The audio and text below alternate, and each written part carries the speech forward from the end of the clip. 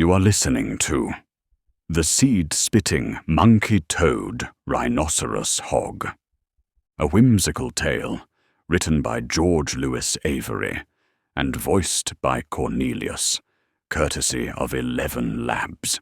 Let us begin. Long, long ago, dinosaurs roamed this swampy world and called it home. The mighty beast preyed upon the lesser, or so I was told by my professor. And somewhere within the jungle of Grog lived a seed-spitting, monkey-toad, rhinoceros hog, the tastiest bacon that ever was born, and it was wrapped in a pigskin and wearing a rhinoceros's horn.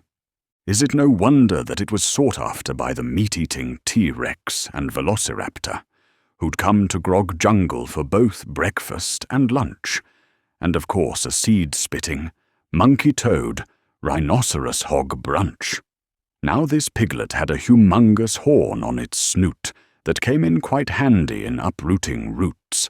It feasted on melons that grew on Grog Nile, and could spit a melon seed at least a Grog mile. At home in the muck and swaddling vine, it slept in the hollow of a Nile melon rind, till the large meat-eaters rousted it out, and littered Grog Jungle with ownerless snouts. Needless to say, when their feasting was done, if you sought through all of Grog Jungle, you could find only one, and this piglet proclaimed, "They'll never eat me, and just to make sure, I'll climb the world's tallest tree." So using its toes, it climbed up to where the uppermost branches tickled the air. Hanging by its fingers from the outermost limb, it observed the hungry dinosaurs searching for him.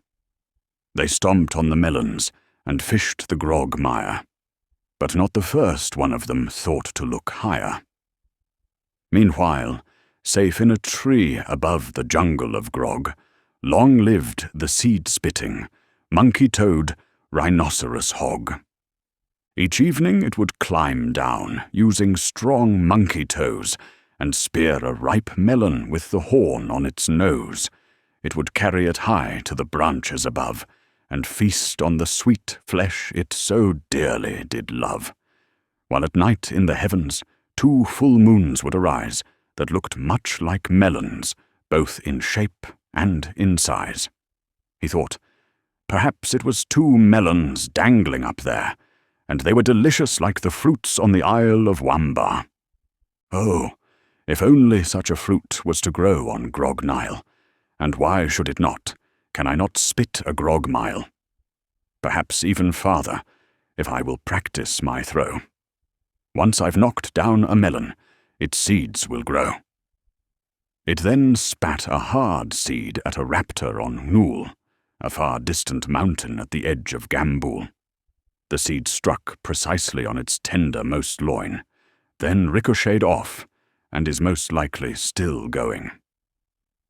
It then turned to the moon that hung straight up above, and spat a seed from its tongue, using its mightiest shove.